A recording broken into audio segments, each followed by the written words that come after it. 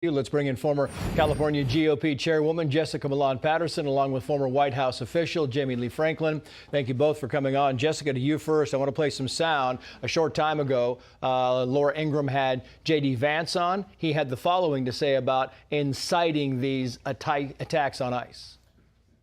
The Democrats and the media, because they so hate the idea of a real border, are engaging in a kind of blood libel against ICE agents. They're accusing them of engaging in crimes. They're accusing them of being part of the Gestapo. They're actually inciting violence against our law enforcement. They know exactly what they're doing, and now it's time to stop.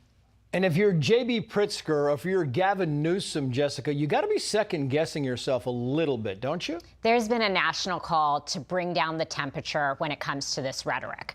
And what we saw just a few days after Charlie Kirk's funeral was Gavin Newsom go on Stephen Colbert and ramp up the ICE conversation. And then just a few hours later, we see an entire facility get shot up. We have our ICE agents that are being identified, targeted, stalked, doxxed, and they wonder why we are allowing them to wear masks. Right. First of all, Gavin Newsom signing a bill to prohibit federal law enforcement from wearing masks when they are trying to be protected because they are out there protecting Americans. It's just absolutely ridiculous. They need to bring down the temperature. And if they didn't have sanctuary cities, Jamie, I mean, if they didn't have the sanctuary laws protecting them, it wouldn't be nearly as dangerous for ICE agents because they would have local law enforcement helping them. Here are Democrats, Jessica's not kidding, Democrats ginning up the rhetoric. Watch this. If some guy jumped out of an unmarked car in a van with a mask on, tried to grab me, I mean, by definition, you're going to push back. And so these are not just authoritarian tendencies. These are authoritarian actions by an authoritarian government. When I see ICE, I see slave patrols. They're in unmarked vans, wearing masks, being shipped off to foreign torture dungeons. No chance to mount a defense. You know, Jamie, these politicians know these ICE raids are very targeted and they are aimed at bad people, and they continue to lie about this week in and week out, and it's dangerous. What do you think? They keep turning up the temperature, and left-wing radical terrorism is the #1 threat in this country right now. Look at the last 2 weeks. We saw Charlie Kirk assassinated in cold blood on a college campus. We saw it shooting at this ICE facility. We saw it shooting at an ABC studio, people harassing people at Charlie Kirk's vigil. And they keep calling us fascists. They call us Hitler. They're just turning up the temperature over and over again. And the contrast couldn't be more clear. You know, when Charlie Kirk was assassinated, our side, instead of going out rioting and looting, we went and praised Jesus. We gathered together and we gathered in prayer. And look at Erica Kirk, just such a beautiful woman coming forward, a grieving wife, and forgiving the killer. It was so Christ-like.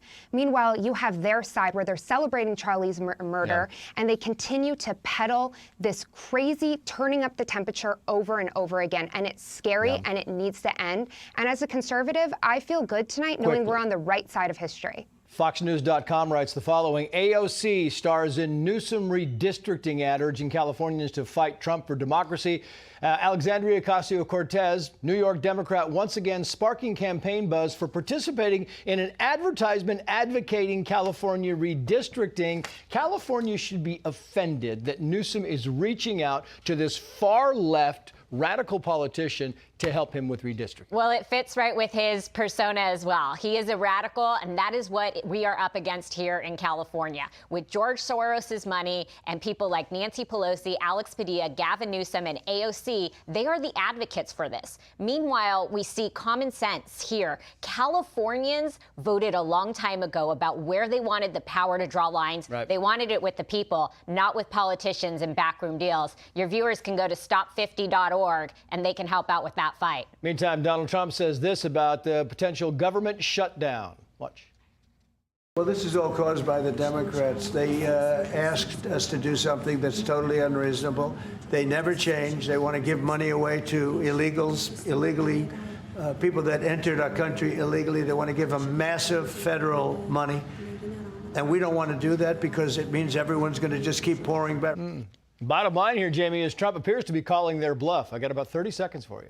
I mean, President Trump's been working day and night for the last 8 months to make America great again, and he's gotten a lot accomplished, but with no help from Democrats. They've done everything they can to derail his agenda, and frankly, it just feels like President Trump will come out in favor of something and they have to immediately be against it, and people want bipartisan support right now. It's what the American people deserve. We're sick of all the politics. We need to come together as a country. Legislators need to come together and start working. It's what the American people deserve right now.